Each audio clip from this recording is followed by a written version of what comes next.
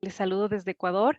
El día de hoy tenemos una charla, digamos, o una conferencia tal vez diferente a lo que hemos venido manejando en algunos webinars para la región, pero no menos importante porque sin duda el tema de toxicología es algo que debemos manejarlo, que debemos dominarlo, que debemos revisar todo lo que hayamos tenido antes o cursos de este tipo de temas, ya que está atado definitivamente a lo que es parte de nuestra visión como Singenta en el tema de responsabilidad hacia nuestros clientes, hacia el medio ambiente, hacia el mercado. El día de hoy nos acompaña la doctora Piedad Calle, nuestra especialista en toxicología. Con ella hemos trabajado algunos temas, no solo en tema en plagas urbanas, sino también ornamentales. Ella es especialista, como les decía, en toxicología, salud ocupacional y riesgos profesionales, con más de 25 años de experiencia en el sector de plaguicidas y en la parte de Andinos es nuestra líder en la parte de responsabilidad y sostenibilidad. Así que bienvenidos todos. Este es un espacio para poder compartir y para poder aprender. Y Piedad, te doy la palabra. Muchas gracias, María Belén. Ya voy a compartirles la presentación entonces. Un segundo.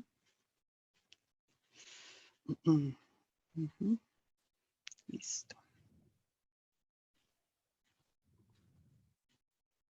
Ay, mira que ahora sí. Listo.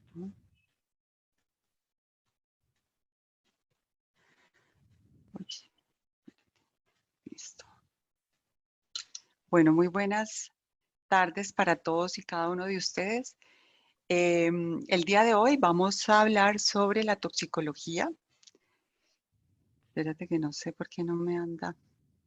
Ahora sí. Sobre la toxicología de los productos utilizados para el control de plagas urbanas.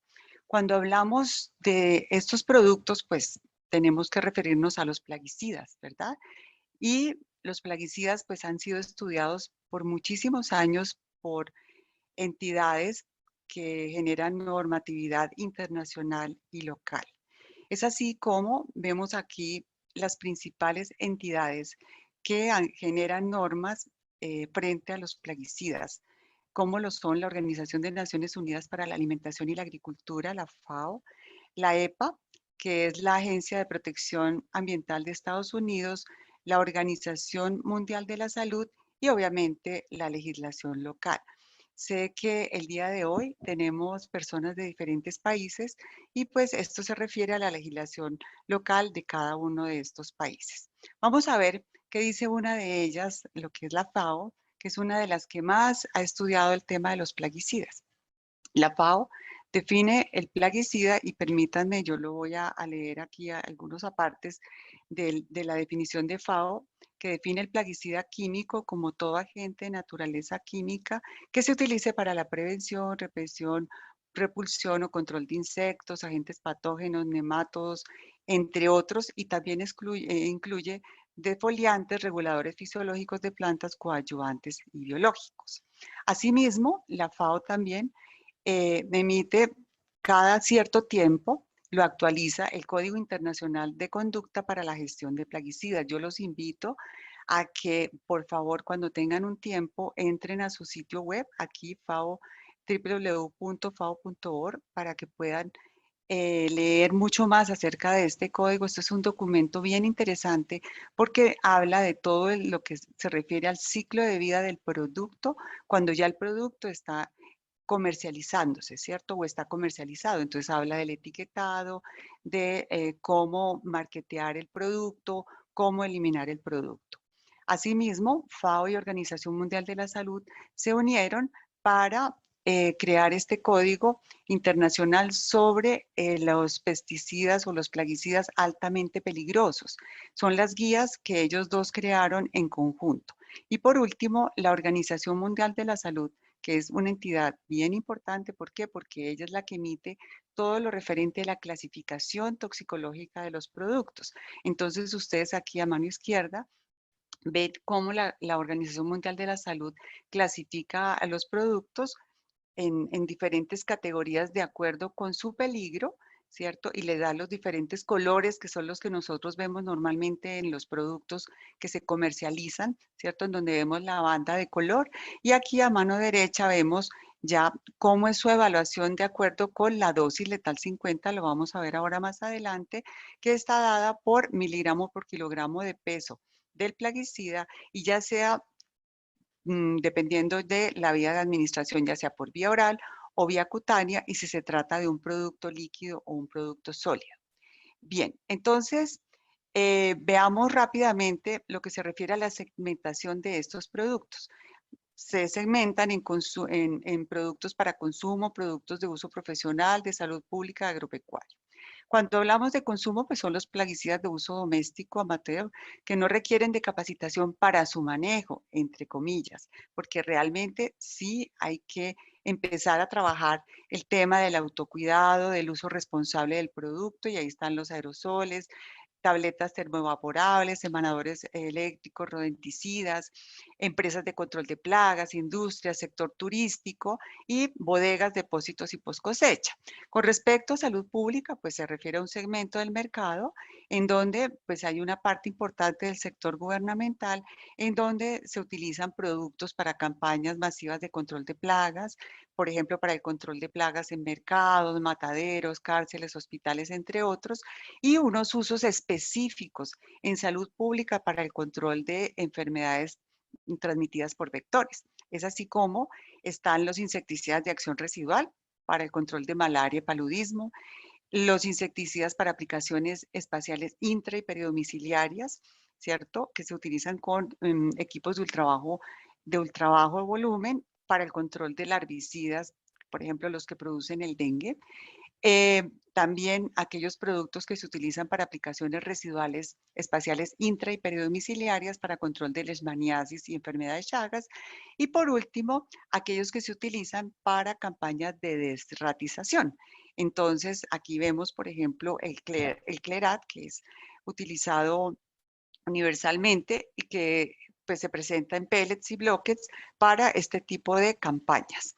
Entonces, a mí me gusta mucho esta gráfica porque simplemente es volver y recalcar el tema de lo importante que es el autocuidado, ¿cierto? Y el uso responsable del producto desde que se sintetiza ese plaguicida derivado de la síntesis química, cuando ya pasa a la parte del proceso como tal para sacar ese producto al mercado, cuando pasa a la parte de almacenamiento, como lo vemos acá, cuando se transporta, cuando ya se aplica, ya sea intra o peridomiciliaria o para el uso de los que veíamos allí, cómo se elimina el envase, realizándole esa eliminación correcta, destruyendo su etiqueta, ¿cierto? Y sometiéndolo al triple lavado.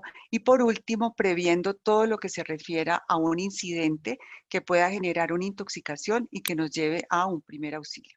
Entonces, este es el mundo ideal de una persona que aplica un producto para el control de plaga urbana, pero que genera, o sea, tiene conciencia de autocuidado y además hace un uso responsable del producto. Vamos a ver algunos conceptos toxicológicos alrededor de estos plaguicidas. Primero, el peligro. El peligro siempre está presente, nosotros no lo podemos eliminar. Sin embargo, si este peligro no tiene una exposición, pues no se va a potencializar. Pero en este caso, ese peligro se está potencializando con la presencia de la exposición. Cuando mezclamos el peligro y la exposición, nos aparece el riesgo. ¿Y qué es el riesgo? Es la probabilidad de que una sustancia nos produzca algo en una condición específica. Es así como quería compartirles algunas imágenes en donde desde el punto de vista ocupacional, estas personas que ustedes van a ver ahí creen, ¿cierto?, que están minimizando el riesgo, pero al contrario lo están potencializando. Veamos aquí al soldador, veamos acá a este maestro de obras, ¿cierto?, el constructor que le falta el arnés, se puede caer fácilmente, el maestro de obras con su casco inventado, el lijador que se colocó su careta de plástico creyendo que va a minimizar el riesgo, el instalador de aire acondicionado, ¿cierto? Este mecánico de automóviles que son imágenes que vemos en el día a día en nuestras carreteras. Este electricista, este señor está utilizando un taladro eléctrico y no tiene ni botas que lo protejan, que lo aíslen de la corriente. Está sobre una escalera eléctrica, metálica, perdón, y está sobre el agua. Pero hay otras situaciones de la vida cotidiana en las que no evaluamos el riesgo. Estas situaciones son traídas de otros países, pero igual son muy aplicables a lo que nosotros vivimos en nuestro día a día. Aquí vemos situaciones de riesgo. ¿Y cuál es la realidad cuando hablamos de controladores de plagas urbanas? Esto, ¿sí? Normalmente creemos que así como tenemos este respirador de doble filtro, de pronto las gafas, pero no tenemos ningún tipo de otra protección, nos estamos cuidando. Aquí vemos también en una aplicación peridomiciliaria, por ejemplo, en el jardín, vemos cómo este señor tiene su careta con doble filtro, pero no se está protegiendo debidamente. Y aquí vemos el otro aplicador, ¿cierto? Aplicando el producto intradomiciliariamente, pero tampoco está teniendo la debida protección. Otra práctica inadecuada es, por ejemplo, comer o beber mientras aplicamos producto o también la eliminación incorrecta del envase. Entonces, con todos estos conceptos, ¿verdad? De exposición, de peligro, de riesgo, pues lo que nosotros buscamos es seguridad. ¿Y seguridad para qué? Para que generemos conciencia, autocuidado, para que sigamos cuidando nuestra familia, para hacer un uso racional del plaguicida como herramienta química y para proteger el ambiente. Pero ¿qué es lo más difícil? Y yo les traía esta diapositiva que me gusta mucho porque invita a la reflexión.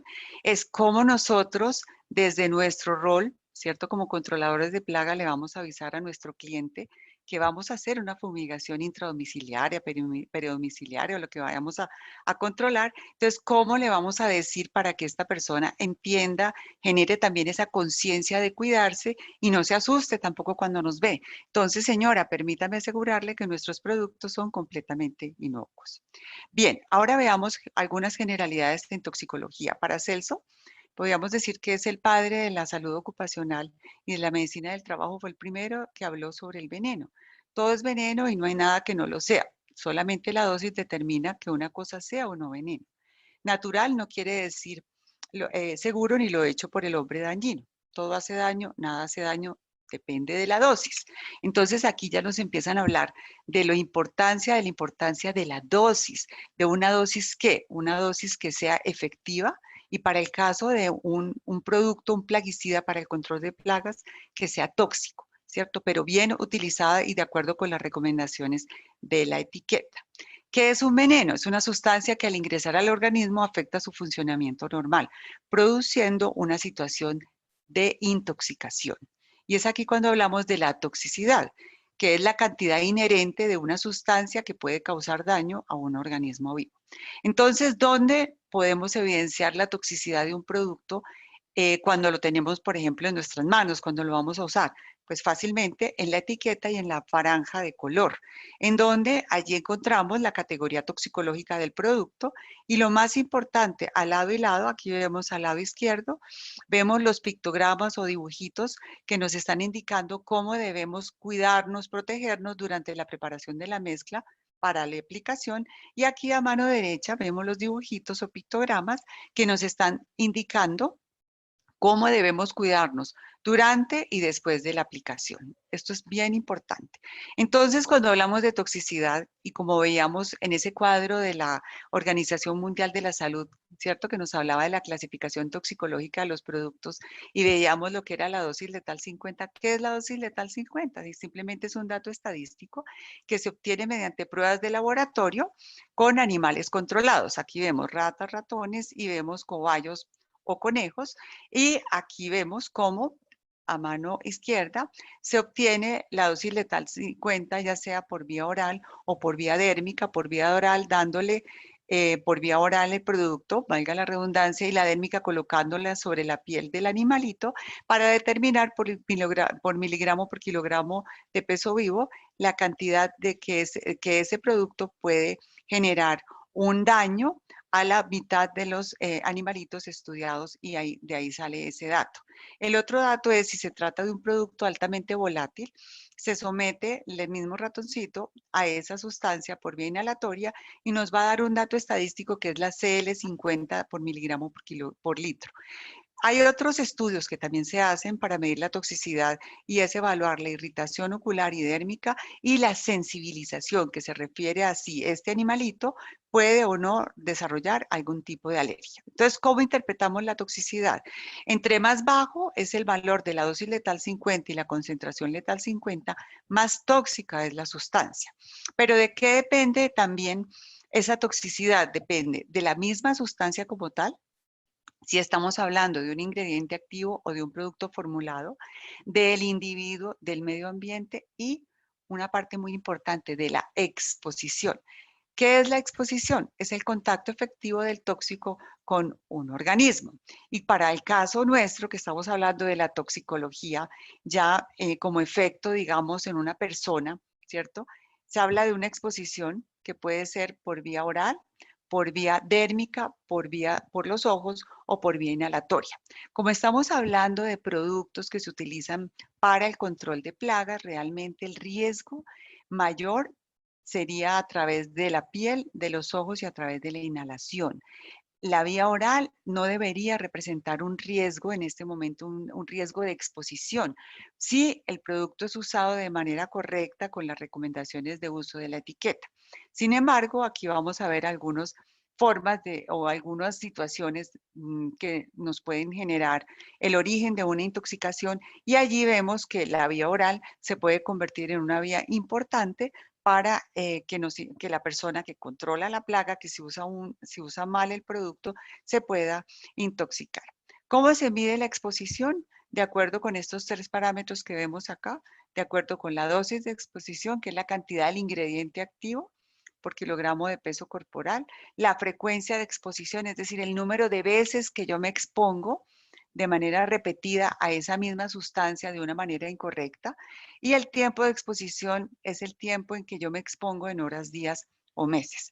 Ahora, depende del tipo o de las características fisicoquímicas de la formulación y del mismo ingrediente activo, este tendrá la capacidad de penetrar a través de la piel. Aquí vemos unos porcentajes relacionados principalmente con los productos que son altamente lipofílicos. ¿Qué quiere decir esto? Que son altamente afines a la grasa de la piel. ¿Qué quiere decir esto? La piel es el órgano más extenso que tenemos los seres humanos. Cerca del 80% de la piel por debajo es grasa. Entonces, si nos cae o si le cae al controlador de plagas que no se esté cuidando debidamente y le cae en una parte de su cuerpo este producto altamente grasoso, puede penetrar a través de la piel en estos porcentajes dependiendo de la zona. ¿Qué les quiero llamar aquí la atención? Cómo a través de los genitales, si allí cae producto, por un mal uso puede penetrar hasta en un 99% de los casos si se trata de un producto como un órgano fosforado, ¿cierto? Que es altamente lipofílico. Entonces, cuando hablamos de un plaguicida para el control de plagas, pues estamos hablando de un riesgo químico, ¿verdad? Y el riesgo químico, ¿qué es? Es la toxicidad por la exposición y es la probabilidad de que esa sustancia química nos produzca daño en unas condiciones específicas de uso. Y es aquí donde quería yo hablarles de dónde se originan las intoxicaciones. Se pueden originar en plantas de síntesis, plantas de producción y formulación, en aplicaciones ocupacionales, ¿cierto? Durante salud pública, en consumo o desde el punto de vista profesional, pero también las intoxicaciones se pueden producir desde el punto de vista no ocupacional y es cuando si se nos presenta un accidente por ignorancia o confusión o también por un uso deliberado de manera intencional del producto. Estos se consideran que son intoxicaciones no ocupacionales. Entonces veamos rápidamente en el plaguicida para el control de plagas qué tiene de importante. Uno, que tiene un ingrediente activo, ¿cierto? Que es el componente responsable de la actividad biológica para la plaga, y otro que tiene unos ingredientes aditivos como adherentes, agentes de compatibilidad, que le ayudan a tener una correcta acción. Tienen diferentes clasificaciones. una clasificación funcional, grupo químico y modo de acción. De acuerdo con su función, se clasifican en insecticidas, acaricidas, herbicidas, molusquicidas, rodenticidas, desinfectantes de suelo. Y de acuerdo con los grupos de mayor uso, están los organofosforados, los carbamatos, los piretroides y los rodenticidas. En estos días hablábamos con el grupo de Professional Solution y decíamos, bueno, queremos hablar de toxicología, quisiéramos abarcar muchos temas, pero pues toxicología es súper amplio. Entonces, el día de hoy nos vamos a enfocar en estos 4 grupos que considero yo que son los grupos químicos de mayor uso. Estos grupos químicos y estos productos, ¿cierto? Estos productos formulados tienen unos procesos fisiológicos, bioquímicos, morfológicos que van a afectar el organismo objeto de control. Es decir, tienen un mecanismo de acción, ¿cierto? Para actuar. Entonces, vamos a entrar a hablar de los insecticidas organofosforados y carbamatos. Son los llamados inhibidores de colinesterasa. Ahora vamos a ver por qué.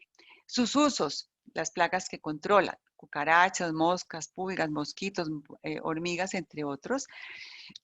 Los insecticidas organofosforados, sus vías de ingreso principalmente, y aquí están señaladas, son la vía dérmica, los ojos o la vía inhalatoria. ¿Esto es por qué? Porque son altamente lipofílicos, ¿cierto? Son altamente afines a la grasa y recuerden que lo que yo les decía, la piel es el órgano más extenso que tenemos los seres humanos y por debajo del 80% es grasa. Entonces, si entra en contacto un insecticida organofosforado con la piel, por allí puede entrar fácilmente y puede llegar a afectar otros órganos y como es lipofílico, puede depositarse en hígado, en sangre, en músculo, en el sistema nervioso central, ¿cierto? Y otro es que también son altamente volátiles, entonces pueden entrar fácilmente por la vía inhalatoria. Por eso decimos acá que los insecticidas organofosforados pueden producir una toxicidad aguda, es decir, de una sintomatología máxima de 7 días o una toxicidad crónica. Como ellos son altamente lipofílicos, se acumulan en los órganos y pueden quedarse allí por mucho tiempo y producir un daño importante en la persona si no es tratada oportunamente. Los carbamatos también importantes porque son también lipofílicos, pero no son tan afines a la grasa como lo son los insecticidas organofosforados. Es decir, estos producen una toxicidad máxima de 7 días. Ni siquiera, a veces hasta de 24 horas nada más. ¿Cierto? Esa es la gran diferencia entre un organofosforado y un carbamato.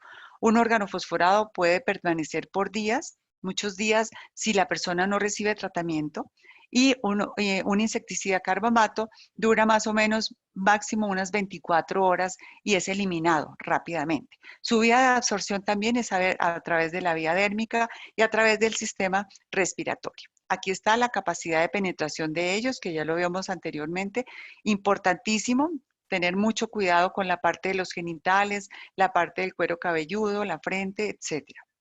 Bien, entonces veamos ahora sí, perdón, cómo actúan los insecticidas organofosforados y carbamatos una vez han ingresado al organismo por un uso inadecuado, ¿cierto? Porque si llegaron a afectar a la persona y le producen una intoxicación, es porque la persona se expuso de manera inadecuada. Entonces vean qué importante. Esta es una terminación nerviosa en donde tenemos la neurona presináptica y aquí viene el impulso nervioso. Ese impulso nervioso va a estimular a los receptores de acetilcolina, en donde se encuentra la acetilcolinesterasa. Esta es una enzima muy importante porque es una enzima que regula el impulso nervioso a través de la hendidura sináptica, acá como lo señalo, y luego esa acetilcolinesterasa hace que esa acetilcolina llegue al receptor de la acetilcolina de la membrana postsináptica y permita que el estímulo nervioso siga perfecto, aquí como lo vemos. ¿Qué pasa? Cuando la persona se ha expuesto de manera inadecuada a un organofosforado, un carbamato, está ingresado al organismo, ha llegado al nivel del sistema nervioso central y aquí vemos el color amarillo, el organofosforado y el carbamato. ¿El qué hace? Este organofosforado y carbamato se une, ¿cierto? A esta enzima colinesterasa, la inhibe su su posibilidad de permitir que este estímulo nervioso siga normal. Y aquí es donde la primera manifestación que vamos a ver en una persona intoxicada por un órgano fosforado y un carbamato es un tic. Va a tener unos movimientos involuntarios, ¿cierto? Y va a referir calambres y sensación de hormigueo. Entonces, en resumen, ¿cuáles son los síntomas que puede presentar una persona que está intoxicada por un insecticida organofosforado y carbamato? Puede tener principalmente diarrea, debilidad, calambre, puede tener una parálisis en alguna parte, principalmente de la cara, puede tener depresión respiratoria y hasta convulsiones. Hay situaciones especiales que hacen que estos síntomas sean un poco más fuertes o un poco menos fuertes, como lo es la edad, el sexo, la raza, el estado nutricional, enfermedades previas, ¿sí? Ahora que se habla tanto de las comorbilidades, ¿cierto? La diabetes, la hipertensión, una condición genética especial, pero lo más importante es que todos ustedes tengan en cuenta una recomendación preventiva cuando se van a aplicar estos tipos, cuando se van a utilizar este tipo de productos. Uno, primero, no ingerir alimentos que contengan leche cuando se va a realizar la labor. ¿Por qué? Porque la leche tiene un alto contenido de grasa y favorece en un momento dado, si le cae el producto en la piel a la persona o al controlador de plagas que no está utilizando el equipo de protección debidamente, le puede caer el producto en la piel, ese insecticida, y si tomo leche, pues, y si ese producto entra por la piel y llega a la sangre, pues la leche, como tiene alto contenido de grasa, va a favorecer que ese producto se absorba más rápidamente. Otra recomendación, practicarse examen periódico de colinesterasa. Ahora vamos a ver más adelante de o para qué sirve la colinesterasa y asistir a chequeo médico. Además, tener en cuenta que los niveles de colinesterasa, y esto lo interpreta el médico que mire el examen de colinesterasa, se puede ver afectado por diferentes situaciones que pueda tener la persona. Anemia crónica, desnutrición, gastritis, estrés, un fumador, por ejemplo, una persona que tome mucho trago, que sea alcohólico, entre otras circunstancias. ¿Qué es lo más importante? Cuando tenemos el contacto efectivo de la persona con estas sustancias, ya sea por vía dérmica, por ojos o por vía inhalatoria o desafortunadamente por vía oral, pues lo importante es ir al médico, llevar el producto con la etiqueta.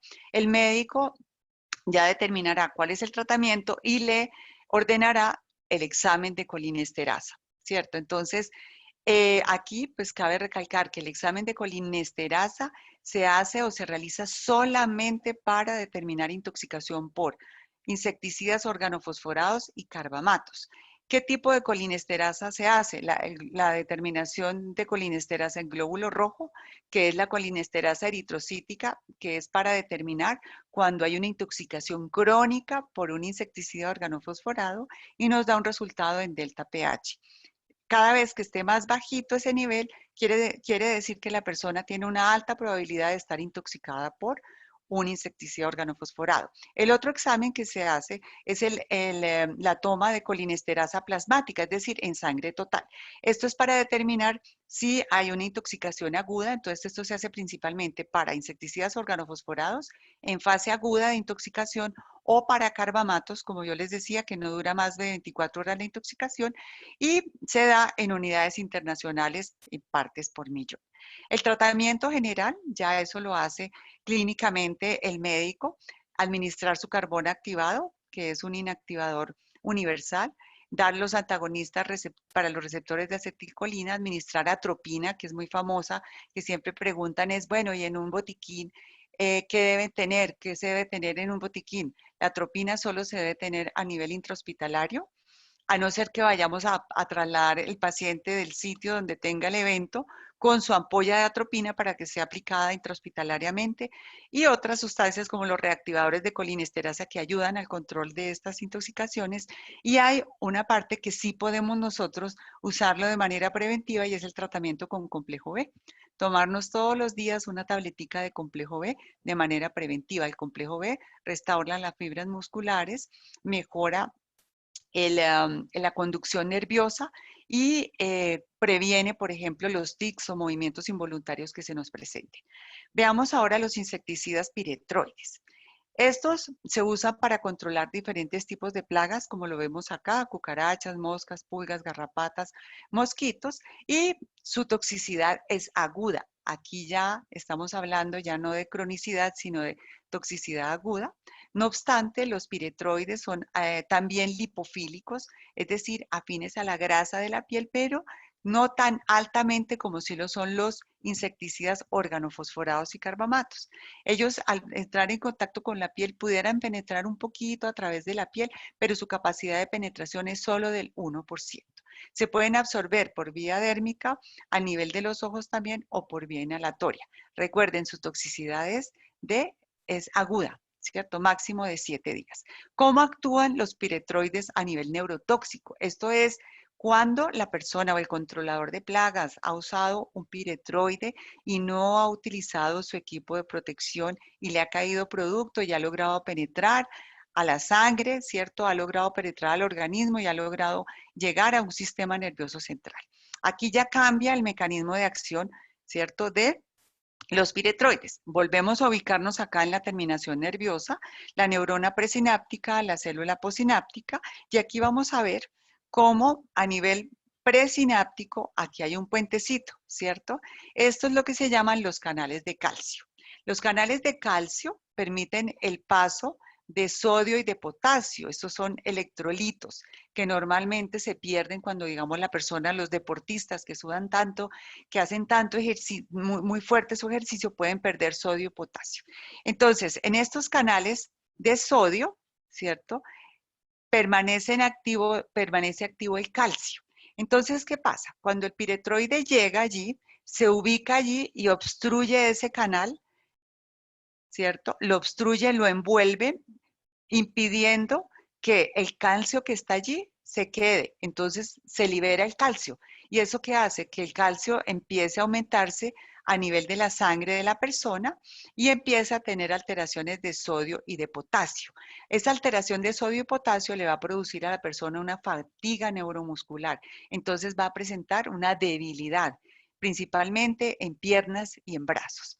Recordemos entonces, el piretroide es altamente lipofílico, afina la grasa, su vida media en sangre es muy corta, su toxicidad es aguda, tiene un potencial tóxico inherente limitado, ahora vamos a ver una característica que es inherente de esta molécula, y su toxicidad cutánea es limitada.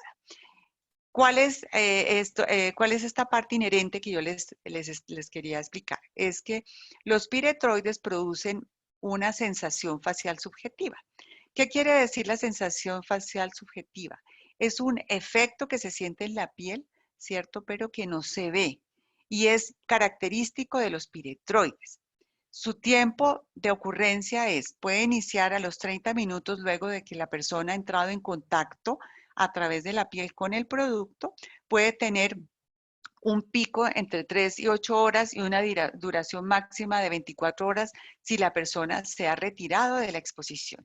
Ahora, depende esta sensación facial subjetiva de la actividad biológica, de la inervación del área donde le caiga a la persona, de exposiciones repetidas. Entonces, aquí vemos claramente que puede producir esta sensación facial subjetiva del piretroide. Puede producir irritación severa en ojos, que eso sí es evidente, puede producir irritación severa en piel, causar hormigueo, ¿cierto? Y como una sensación de parálisis de esa zona, pero a diferencia de que en el ojo lo vemos, en la piel no se ve.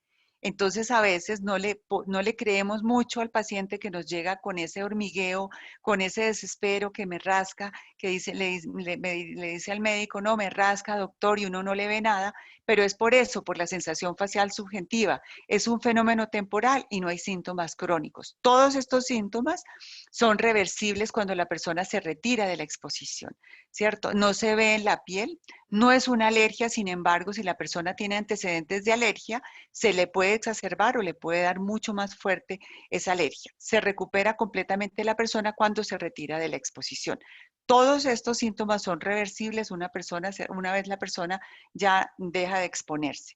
Ahora, por vía inhalatoria, aquí tenemos que tener mucho cuidado, usar todo el equipo de protección completo, la careta, adecuada con los filtros indicados, ¿cierto? Porque se utilizan con bombas de ultra bajo volumen que pueden emitir gotas desde 7 a 25 micras. Sin embargo, para que esas gotas o esas gotitas puedan llegar a nivel de los pulmones hacia adentro, a nivel de los alvéolos, que son las células más pequeñas, deberían tener un tamaño de 1 micra. Entonces, muy probablemente estas gotas se van a quedar en el tracto respiratorio superior, pero recuerden que como produce esa irritación, entonces va a generar una molestia muy grande a la persona que la persona que lo haya utilizado.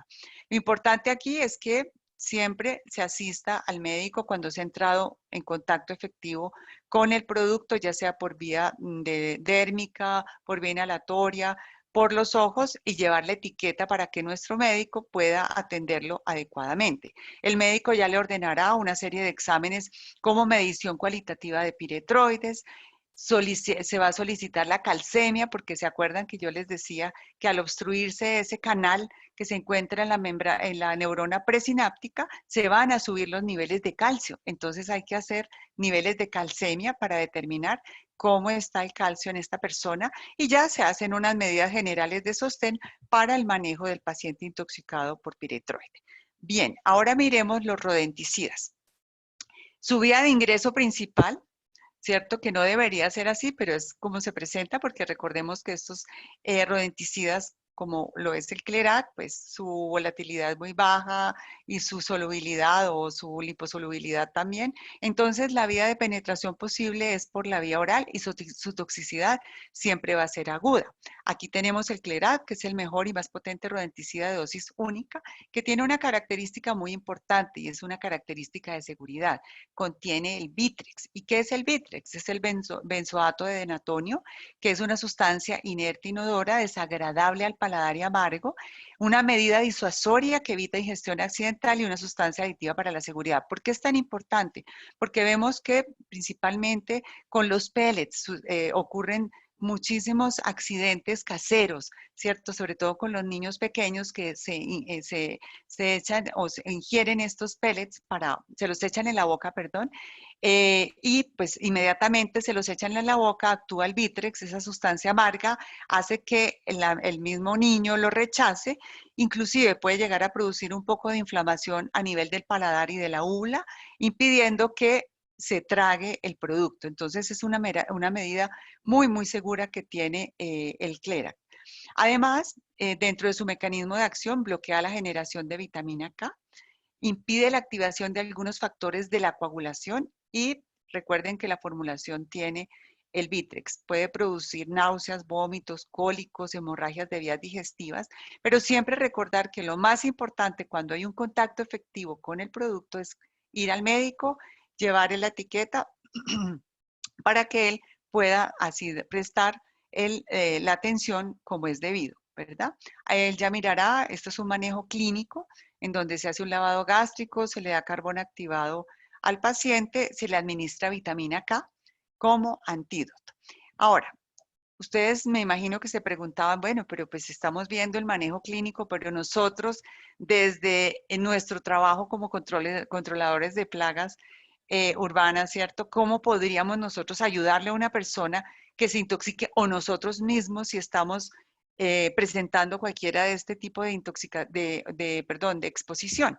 Pues claramente prestando un primer auxilio, ¿cierto? Que tiene estos tres objetivos fundamentales. Uno, preservar la vida. Dos, prevenir el empeoramiento del estado de la salud. Y tres, promover la recuperación. Entonces, aquí está lo que nosotros, desde nuestro rol de controlador de plagas urbanas, podemos hacer, ya sea que se nos presente a nosotros mismos esta intoxicación, ¿cierto? O esta contaminación, o a alguien que nosotros veamos que le ha pasado esto. Entonces, uno, primero, mantener la vía aérea despejada, es lo más importante. Luego, determinar el tipo de contaminación. Si se contaminó la piel, bañarse con abundante agua. Yo, por ejemplo, para el caso de organofosforados, carbamatos, piretroides, usar un poco de jabón que haga espuma y lavarse con abundante agua y cambiarse toda la ropa. Recuerden muy bien, cambiarse toda la ropa es cambiarse medias y cambiarse ropa interior. Recuerden ese 99% a nivel de genitales. Si es a nivel de ojos, lavarse los ojos con abundante agua como mínimo por 10 minutos.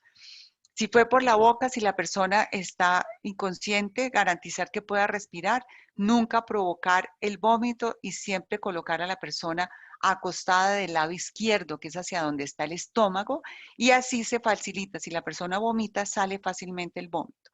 Y transportar adecuadamente al intoxicado colocándolo de medio lado. Y por último, como lo mostraba en cada uno de los grupos que íbamos viendo, siempre acudir al médico, preferiblemente con el envase y con la etiqueta para facilitarle su manejo.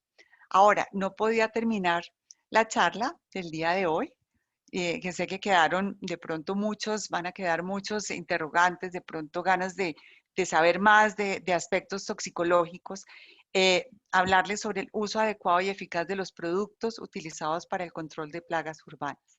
Entonces, no olvidar nuestras 5 reglas de oro de la prevención. Siempre leer y estar seguro de comprender la etiqueta, tener mucha precaución al usar el producto, usar el equipo de protección personal apropiado, reparar y mantener el equipo y mantenerlo en buenas o en condiciones óptimas y mantener una excelente higiene personal, asesorarse de un técnico para usar adecuadamente el producto, comprar los productos en donde se encuentre su distribuidor de confianza, ¿cierto? Para usar los productos recomendados en sus envases originales, transportarlos de manera segura, lejos de personas y animales y alimentos, transportarlos en un sitio donde siempre tengamos la posibilidad de tener nuestro equipo de protección, guardarlos lejos de la casa, ¿cierto? Bajo llave, que no tenga, digamos, acceso para los niños, mantener el equipo de aplicación en buen estado, calibrarlo con frecuencia, recordar las vías de intoxicación, que son las vías más importantes para que nosotros no lleguemos a intoxicarnos, ¿cierto? Dentro de nuestro uso y manejo responsable, utilizar correctamente el equipo de protección. Aquí hay algunas partes del equipo. Adicionalmente, antes de utilizar el producto, leer muy bien la etiqueta, enterarnos bien de los pictogramas que se encuentran al lado y lado de esa banda. ¿Se acuerdan? De un lado izquierdo, de un lado derecho. Siempre cubrirse nariz y boca, evitar fumar, comer alimentos, mantener alejados del sitio de fumigación a las personas y a los animales, identificar las áreas que se están fumigando y evitar el contacto con alimentos, lavarnos muy bien las manos con agua y jabón, ¿cierto? Si nos cae en alguna parte del cuerpo producto, también lavarnos muy bien. Y miren, aquí ustedes ven cómo se forma espumas, que yo recomiendo, sobre todo para el caso de insecticidas, organofosforados, piretroides y carbamatos, lavar con un poquito de jabón, ¿cierto? Y enjuagar muy bien porque eso quita la grasa del mismo producto. Después de la aplicación, retirarse su equipo de protección personal, retirar el respirador, la monogafa, los guantes, guardar ese respirador en un sitio donde no se gasten los filtros de carbón activado, ¿cierto? Y cerrarlos herméticamente. Después de terminar la aplicación, bañarse con abundante agua, hacer una correcta eliminación del envase, ¿cierto? Y esto implica, además de inutilizar el envase, inutilizar la etiqueta, realizarle el triple lavado. Eso es clave. ¿Para qué? Para que nosotros podamos garantizar que se está eliminando correctamente ese residuo, lavar el equipo lejos de fuentes de agua, ¿sí? No utilizar envases o empaques de plaguicidas para portar alimentos. Esa parte es clave. Lavar la ropa lejos o separado, perdón, de la ropa de la familia. Y en caso de intoxicación, siempre acuda inmediatamente al médico, lleve la etiqueta del producto utilizado. Esta es una recomendación que nunca se nos debe olvidar, así no se haya caído una gota del producto en el ojo, en la piel, ¿cierto? Siempre debemos consultar y tener en cuenta que en todas nuestras etiquetas de nuestros productos Syngenta, ustedes van a encontrar las líneas de atención de emergencias químicas y de asesoría toxicológica de acuerdo con cada uno de nuestros países. Entonces, quería dejarles este mensaje. Si tenemos en cuenta todas estas recomendaciones, seguiremos comprometidos con el ambiente y la salud pública. Hasta acá mi charla. María Belén, ¿quieres decir algo?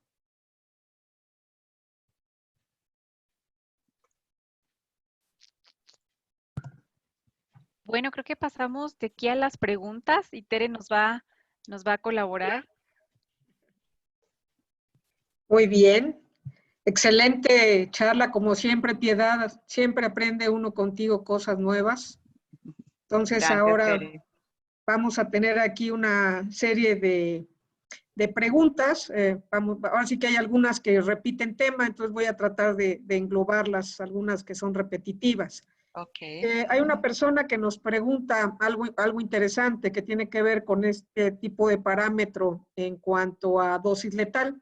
Dice, si Ujú. una rata pesa 1000 gramos, ¿cuál es la dosis letal? Bueno, ya sabemos que ninguna Sí, rata pesa puede, 1000 gramos, pero es la unidad de medida, ¿no? sí, Entonces sí, ahí sí, sí, nos sí. puedes ampliar, Sí, por sí, favor. sí. Nos tocaría pesar, pasar esos 1000 gramos. Acuérdense que la dosis letal 50 nos da por miligramos, ¿no? Entonces tendríamos que pasarlo a miligramos por kilogramo de peso, dependiendo de lo que nos pese, ¿no? Y ya no serían 1000 gramos, sino serían 10.000 miligramos, ¿cierto? Por el peso de la rata. No sé, en tu experiencia, Tere, el peso de una rata, ¿cuánto puede ser? Bueno, pues las ratas que se usan Sí, en toxicología, por lo general, pues son cepas ya muy muy- establecidas, sí, cepas de Ratus norbergicus. sí, sí, sí, sí, Entonces, por lo general son ratas de 250 gramos las que se utilizan para toxicología, de sí, edades estándar, de pesos estándar, sexo estándar, porque se miden machos en hembras, ¿no? Pero entonces, aquí se hace una traspolación después, como bien dices, Piedad, de miligramos de ingrediente activo que se está analizando su dosis sí, por kilo de peso vivo corporal. claro. Esto va a Entonces, depender mucho de qué sí, ingrediente activo. eso te iba a decir, del ingrediente activo depende mucho del ingrediente Ujú. activo y ahora, si es del ingrediente activo o del producto formulado. También Entonces, eso, buen depende, punto. depende, sí, depende, para poder dar una cifra exacta de cuánto sería. Sí, y eso que tocas es Lo- bien importante porque a Ujú, veces en las hojas de seguridad de los productos hay dos conceptos, la ujú, toxicología del ingrediente activo y cuando ya está acompañado con los inertes, cuando ya es la formulación, allí cambia. Un claro. ejemplo característico es el rodenticida Brodifacum. Ujú, Como molécula, su DL50 oral aguda, por ser un rodenticida, pues es muy chiquita, ¿no? Es de 0.26 miligramos de ingrediente activo por kilo de peso vivo. Cuando una persona ve ese dato en una hoja de seguridad, pues se asusta, dice, ay, claro. caray, es súper Está muy tóxico, sí, chiquito, sí, muy para pequeña, los sí. roedores, Sí, claro. porque es rodenticida, pero cuando lo llevamos a un formulado como Clerrat, ya el formulado, su DL50 es amplísima, Sí, sí, cinco sí, sí. mil miligramos de ingrediente activo por kilo. Ento- eh, Entonces, ahí cambia mucho la sí. cosa, ¿no? Y entonces recordemos que exactamente, entonces entre más pequeñito es ese DL50, más tóxico es la sustancia. Y aquí es una DL50 de 5.000, pues es una DL50 muy, muy grande, entonces su toxicidad es menor. Exactamente. Así es, y esto da pie para otro ejemplo interesante. Muchos controladores en algunos países todavía tienen acceso a diclorbos, que es el conocido DDBP. Es un organofosforado que tiene una DL50 aproximadamente de 20 miligramos de ingrediente activo por kilo de peso. Ujú, Y muchas de las formulaciones comerciales venden al 20%, al 50%. Entonces, realmente, aunque ya vengan en una base como formulado, no cambia mucho el riesgo de un organofosforado como el DDBP.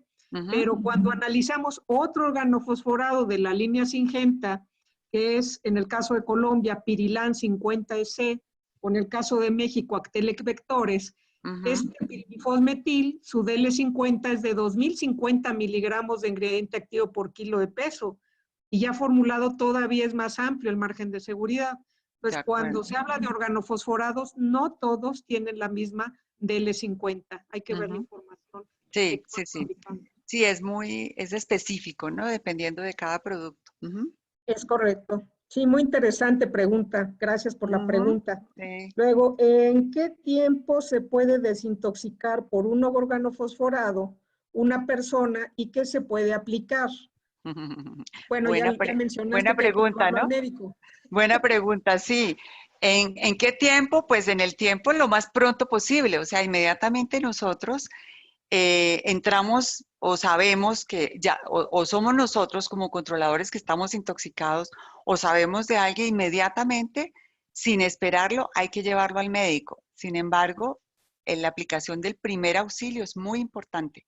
Si alcanzamos a aplicarle algo de lo que les indicaba yo del primer auxilio, eso va a ayudar a preservar la vida, ¿cierto? Y el tratamiento se le da intrahospitalariamente, o sea, siempre se le va a dar dentro de la clínica, en un servicio de urgencias. No nos pongamos nosotros a tratar de darle el carbón activado, a tratar de pronto de hacer unas maniobras que no están indicadas, que nunca se debe provocar, como provocar un vómito, eso nunca se debe hacer. Pero digamos, hay personas que de pronto lo promueven y pueden, digamos, pueden recomendar este tipo de prácticas que no son adecuadas y de pronto la misma angustia nos puede llevar a querer provocarle el vómito, a ayudarle a que esa persona vomite. No, hacemos lo que dice el primer auxilio como tal y llevamos lo más pronto posible al paciente donde el médico para que allí le apliquen su tratamiento, le apliquen su atropina, le den su carbón activado, le hagan su lavado gástrico y el resto ya de manejo intrahospitalario. Así es, y siempre contar con la información del producto al que se ha expuesto, Sí, porque a veces, como tú dices, con el nerviosismo, el miedo que le genera a las personas que están auxiliando a la persona intoxicada, porque no saben qué hacer, se les sí, olvida llevar el envase o llevar la documentación del producto, y cuando sí, llegan con el servicio médico, pues dicen, bueno, ¿y qué fue a lo que se expuso? de Entonces es acuerdo. importante siempre llevar la información del producto al que se presume que se Sí, expuso. eso Y, es muy y lo de importante. inducir el vómito o no inducir el vómito, pues algunos autores hablan de que si la persona está inconsciente o que está incoordinante, no debe provocarse el vómito. También Ujú, otras razones porque algunas formulaciones contienen solventes. ujú. Entonces, si la persona lo ingirió con todo y estos solventes, pues le va a quemar el esófago en dos oportunidades, en el ingreso y cuando Y en lo la vomita. salida, sí. Entonces, si es un concentrado Y emulsionable, mucho cuidado allí, ¿no? sí, inclusive los solventes, aprovechando que pones el ejemplo, Tere, el solvente también puede llegarse a absorber a nivel pulmonar y puede producir un daño más grave de lo que tenía la persona, ¿cierto? Si Ujú. en ese regreso del producto, como dices tú, quema la parte de la faringe, pues también puede llegar a quemar, a contaminar los pulmones y se nos puede agravar mucho más la persona. Ujú. Sí, y bueno, hay que recordar que hay muchas familias de organofosforados. De hecho, son 13 familias agrupadas en 4 grandes grupos. Ujú. Entonces, va a depender también qué tipo de organofosforado la respuesta a antídotos. Hay antídotos que están más enfocados a los que producen oximas, otros no producen oximas. Ujú. Entonces, Sí, también depende. por eso es importante que sea un médico Sí, el que revise al determine. paciente. Y Siempre, eso sí. también aplica a piretroides. Hay Ujú. piretroides tipo 1, tipo 2, piretrinas. Entonces, también los tratamientos sintomáticos, es preciso que le digamos al médico qué tipo de piretroide fue. Ujú. De acuerdo. Otra preguntita aquí interesante. Um,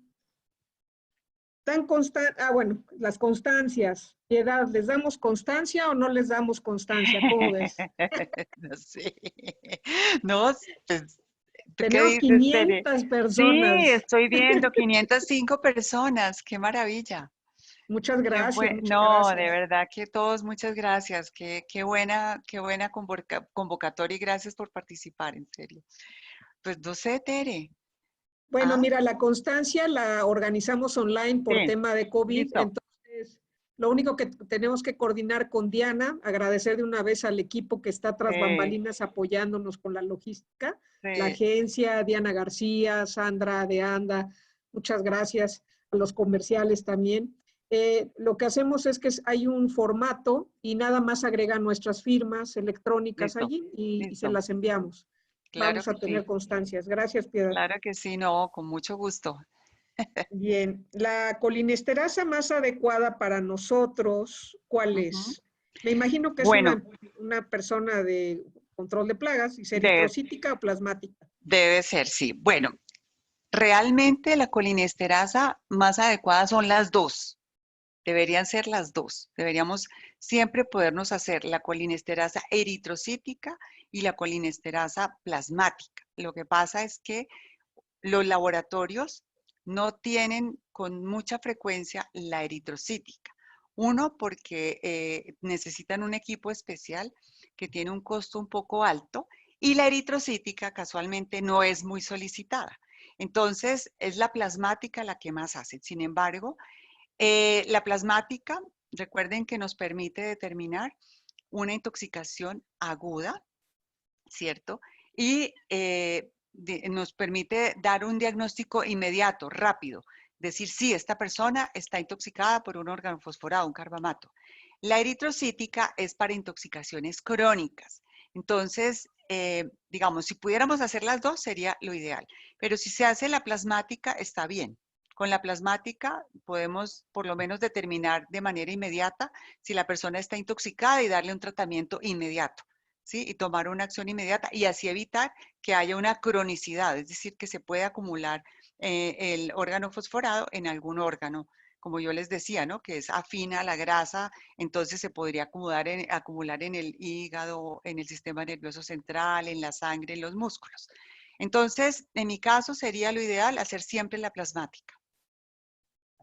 Y claro, lo ideal es evitar Claro, la acumulación claro, de estas moléculas en nuestro organismo, ¿no? El ujú, equipo de protección personal, por es lo eso es tan ideal. importante. Yo a veces veo compañeros haciendo sus servicios con una camisola de manga corta, que es muy cómoda en zonas calientes, pero tienen la mitad del brazo expuesta. Sí, Aunque se pongan los guantes, acuérdense que la piel absorbe.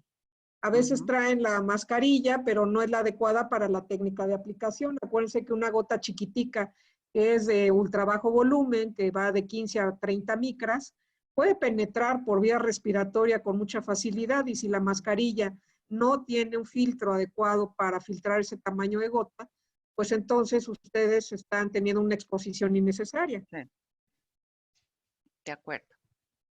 ¿Cómo se realiza el diagnóstico de intoxicación en piretroides sintéticos? Bueno, ya lo dijiste, Sí, lo de sí, sí, sí. del Las- calcio, ¿no? sí, con Eso, que eso es bien es interesante bien porque, importante porque tienden a generalizar que la colinesterasa sirve para todo, ¿no? ujú, Todos los tipos de intoxicación, colinesterasa, es lo primero que ordenan, no. Para epiretroides, los niveles de calcio. Listo, claro. eso es, eso Y es. ya, y ya, ya será tema de otro curso, pero pues hay otras Sí, moléculas ah, que tienen sí, diagnósticos diferentes, ¿no? Tampoco diferente, es sí. calcio, ¿no? No, ¿Qué tal los pirroles? sí, sí, ¿Qué tal sí, los neonicotinoides? sí, Entonces sí, ya, sí, ya platicaremos de eso. sí, sí, sí. Para piretroides, calcio, acuérdense Muy bien. bien, Ujú. excelente. Dice, ¿qué tipo de productos comunes se recomendaría consumir después de cada fumigación para ayudar a la desintoxicación del técnico? Productos Bueno, comunes. sí, no, pues yo hago una, sí, yo solo lo que les digo es, ¿se acuerdan cuando hablaba de organofosforados en la parte del tratamiento? Hay Ujú. una parte preventiva, pero esto no quiere decir que que nos vamos a descuidar y a dejar de usar el equipo de protección y a dejar de usar el producto con la dosis recomendada, de acuerdo con lo que nos dice la etiqueta, y es tomar un complejo B todos los días. Puedes tomarse una tabletica en la mañana y en la noche. Es un medicamento, es un tratamiento preventivo, proactivo, ayuda un poco a mejorar esa conducción nerviosa, a evitar calambres. De hecho, normalmente uno le formula a las personas que tienen calambres, por ejemplo, uno le formula tome complejo B mañana y noche o cómase un banano también que tiene potasio. Entonces Exacto. el potasio ayuda muchísimo. Pero, o sea, mi recomendación preventiva es, pueden tomar eso y acuérdense, Ujú. hay una recomendación preventiva que es no tomar leche. Preferible Sí, cuando uno por va a favor, hacer este tipo de actividades, no tomar leche, por favor. la receta de la abuela, tómese un vaso de Sí, leche. No, por favor, es sí. grasa. Y Yo, eso hace que algunos plaguicidas todavía se acumulen más. sí, Entonces, eso no debe Sí, hacerse, no, ¿no? hay una bebida que, bueno, en mi país le decimos agua de panela. No sé, Tere, en otros países le Es, dicen papelón, le dicen que es la panela, el afrecho de la panela que se disuelve y uno la ujú. puede tomar caliente o la puede tomar fría y se le pueden incluir unas gotitas de limón, que es Que es como antioxidante. en México le llamamos piloncillo. A la Sí, panela sí, acá sí, se le sí. llama piloncillo. Eso. Entonces, agua de eso, agua de panela, agua de piloncillo, se puede tomar. Si estoy en un clima caliente, pues lo tomo frío. Si estoy en un clima frío, lo tomo caliente y se le pueden agregar unas gotas de limón y el limón es antioxidante y evita que la Correcto. grasa se pegue a las arterias, se pegue a las paredes de las arterias. Eso previene muchísimo y es una muy buena práctica también, en lugar de tomar Y la leche. claro, el carbón activado, pues ahí depende las dosis, ¿no? Por Así. ejemplo, hay unas tabletas de carbón activado que se venden, venta libre en México, pero la Sí, administración no puede pasar en un adulto de más de 2 tabletas sí, cada 6, 8 horas.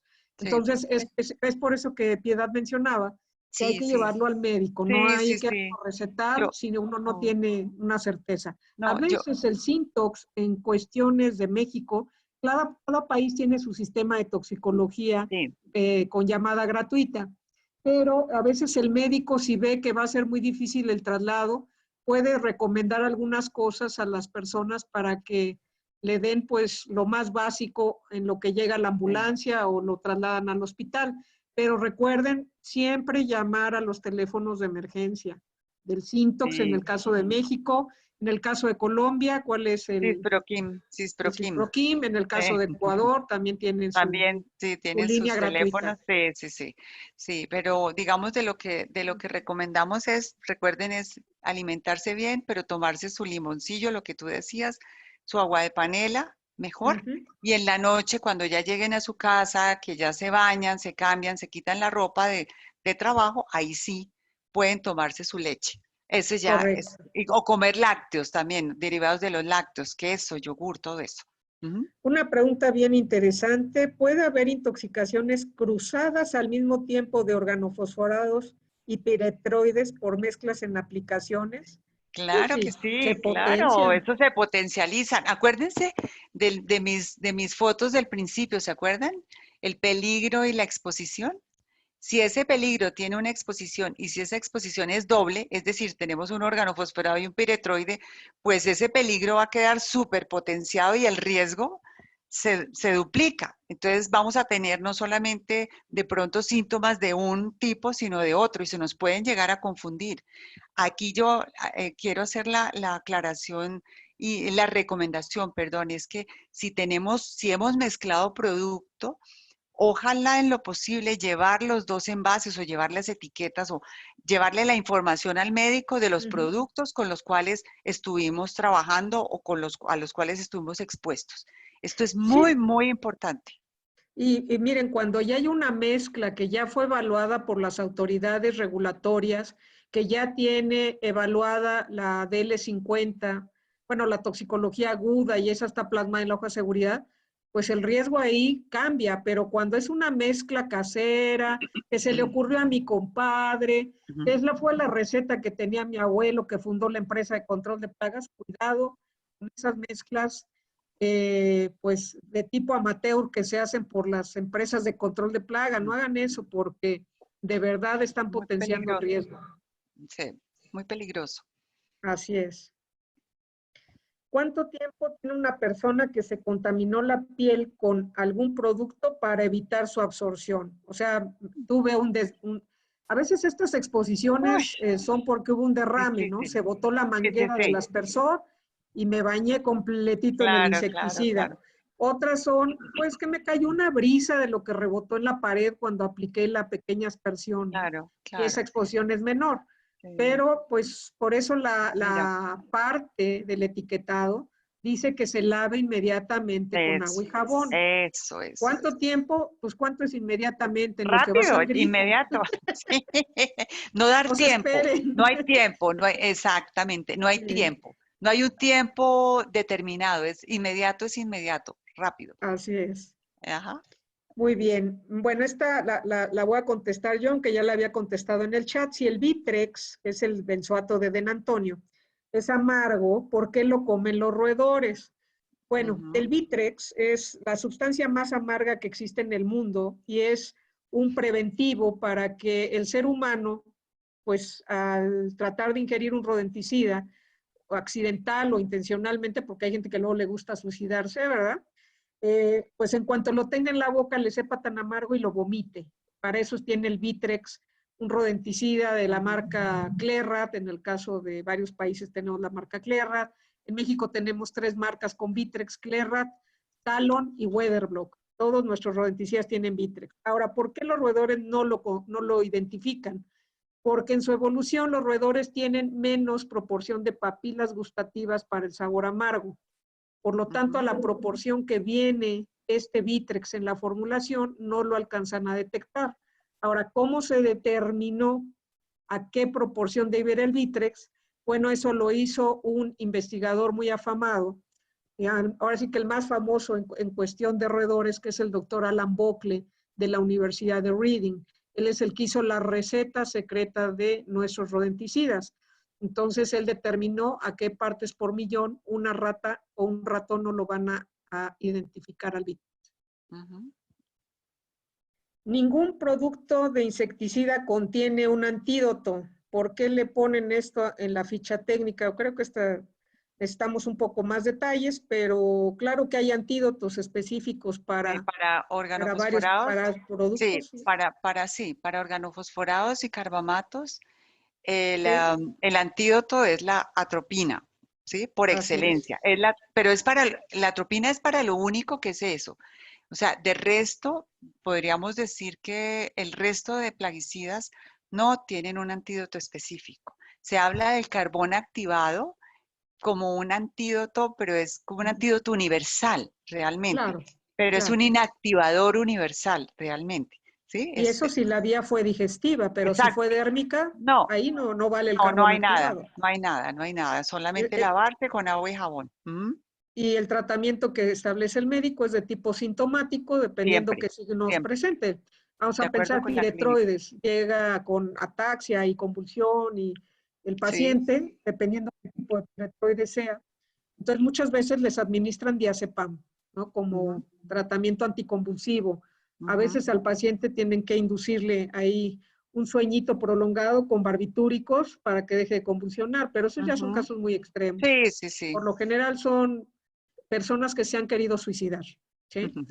O sea, no se asusten, no porque me cayó una gota, me voy a ir al hospital. No. Es solo exactamente, si le ingresó por la vía oral. Otro antídoto específico en el caso de rodenticidas anticoagulantes. Está la vitamina K, que pero se no considera, cualquiera, ¿verdad, pero Piedad? no. Pero igual, la vitamina K se considera un antídoto específico para ese caso, como anticoagulante. Tiene que ser vitamina K1. K1. Fitomenadiona. Sí. Fitomenadiona. Entonces, marcas comerciales de fitomenadiona, había una de laboratorio Rocher, con Aquión, con cada de kilo, con Aquión. No sé en Colombia si hay algunas otras marcas. Sí, no, pero esa es la más usada. Sí. Correcto. ¿Cuáles son las consecuencias de exponerse por años si no se tiene unos EPPs, equipos de protección personal, adecuados? Imagínate esa pregunta. ¿Qué tal? Pues las consecuencias, sobre todo cuando son insecticidas, los insecticidas organofosforados que se pueden acumular en los diferentes órganos, las consecuencias son muy graves porque pueden producir desde un daño irreparable del hígado, que es el órgano blanco, lo puede acabar, se puede volver un hígado totalmente dañado, la persona puede morir con un hígado totalmente dañado, puede producir una alteración neurológica grave, o sea, la persona puede quedar con trastornos de la marcha, por ejemplo, puede quedar con trastornos de la marcha, dificultades para caminar, dificultades para sentir también, porque se pierde la sensibilidad. Acuérdense que el estímulo nervioso que viaja por esas neuronas está dada por la colinesterasa. ¿cierto? Y si esa colinesterasa está todo el tiempo siendo atacada por el organofosforado, ¿cierto? Está siendo atacada, no la va a dejar actuar y se va a producir un daño crónico, ¿sí? En el impulso nervioso. Entonces la persona va a perder sensibilidad en muchas partes de su cuerpo, ¿sí? Puede llegar también a tener un proceso de convulsión irreparable, ¿sí? Y puede llevarlo hasta el coma y la muerte, ¿sí? Sin saber al final que pudo haber sido por una exposición crónica, ¿no? Al órgano fosforado. Pero esperamos que eso nunca pase, o sea, eso nunca debería pasar, jamás. Así es. Fíjate que No, aquí no es. liga con otra pregunta, Ujú. porque mira, hay muchos distribuidores que pues han ido construyendo su empresa de chiquitos a grandes y a veces los almacenes, tú sabes que no tienen o no han tenido toda la infraestructura que debieron tener. Esto es una evolución que hemos tenido con la FAO, con la OMS, con regulaciones locales. Entonces preguntan que si hay reportes de personal administrativo, es decir, no son los que aplican, Sí, es sino los que personal venden, administrativo los que están ahí. intoxicado crónicamente por plaguicidas. Bueno, ahí la principal vía es inhalatoria, ¿no? Sí, sí, sí. Pues Porque a mira, veces los almacenes no están, pues, de la manera correcta, ¿no?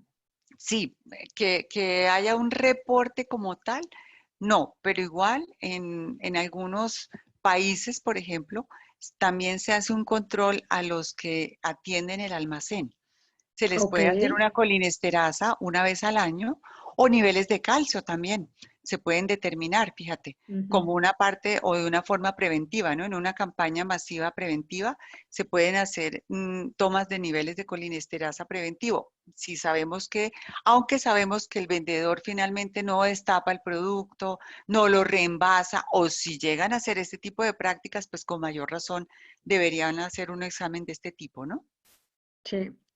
Y bueno, aquí algo que es una característica fisicoquímica de algunas moléculas, ¿no? La cuestión odorífera. Si Ujú. el olor es lo que intoxica, pues no, no es el No, olor. esto es una sustancia que le agregan que no tiene Ah, nada que ver con, es no. una sustancia aditiva que ayuda, que el olor lo que hace es que es un tema de disuadir, o Un sea, de disuasivo, ¿no? eso, un disuasivo Sí. que le avisa a la persona, ahí hay un insecticida, es para Por avisarle a ejemplo, la persona. el malatión. Bueno, hay Ujú. malationes de Sí, diferentes calidades, sí, porque pues tú sabes que concentraciones. puede haber malatión que contenga una alta isomería de isomalatión. El Ujú. isomalatión es carcinogénico, ¿no? Sí, sí, sí. Pero a veces hay malationes de muy buena calidad, ¿no? Y que son muy odoríferos por esa cosa que le agregan, que huele como a guayaba. Es un Ujú. disuasivo, ¿no? Sí, sí, sí, sí, Para, sí. pero no, el ¿Para qué? olor no es lo que No, no es intoxica, lo que es intoxica, no, no, eso es creencias de otra, eso son creencias más bien, pero eso no así intoxica. es. Sí, sí, sí. Bueno, pues tenemos muchísimas preguntas. Algunas no son del tema, entonces disculpen que no las haya mencionado, pero este tema Que es de toxicología. son muchas personas también, ¿no? Sí, Qué aquí hay chévere. otra que involucra animales, ¿no? Si un gato consume una rata intoxicada con Clerrat, que es el Uy, rodenticida, ¿ya? ujú. Esta puede envenenarse y morir. Bueno, una Bueno, ahí sí. rata tiene una capacidad de ingesta de hasta 30 gramos por día. Una rata tragona y adulta, ¿eh?